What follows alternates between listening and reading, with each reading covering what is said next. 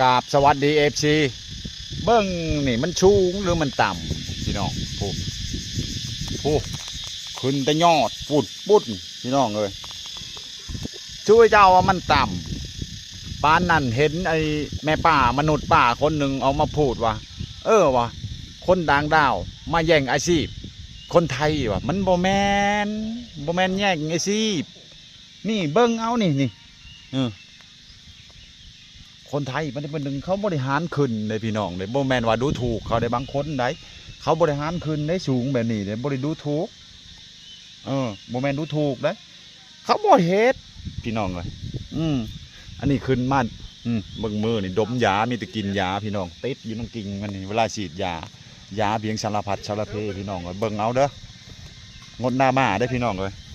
มันโบแมนลินได้เบิ่งคอยซีซับกองหลังให้เบิ่งเด้อพี่น้องว่าแต่ละต้นนี่มันขนาดใด